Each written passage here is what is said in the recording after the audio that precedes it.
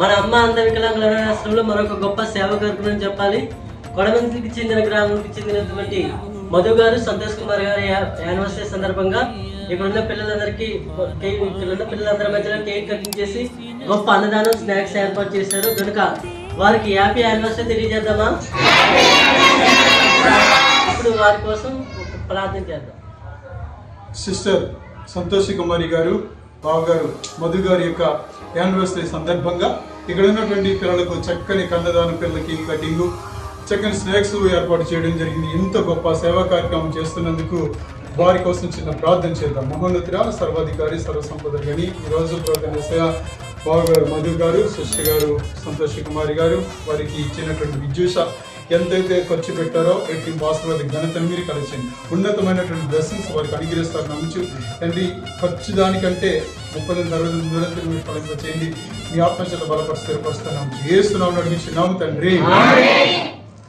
కళ్యాణం గమనీయం ఈ సమయం కళ్యాణం గమనీయం ఈ సమయం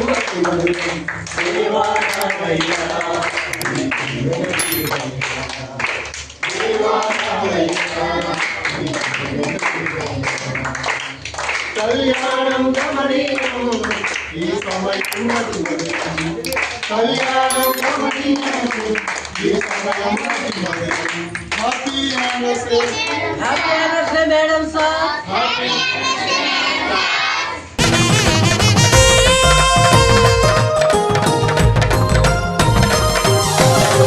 ఒంటరైన జీవితం మంచిది కాదని, సాటి అయిన సహాయం ఉండుట మేలని,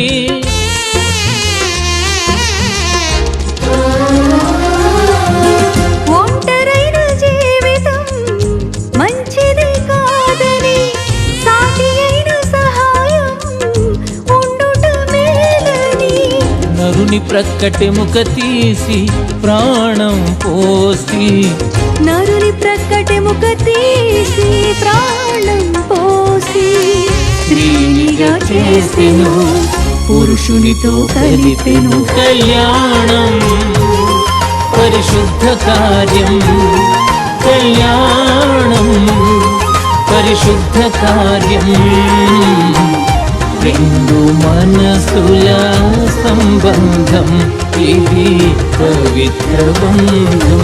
దేవుడు సంకల్పించిన ప్రక్రియ, మానవాళి మేలుకై చేసిన సత్క్రియ.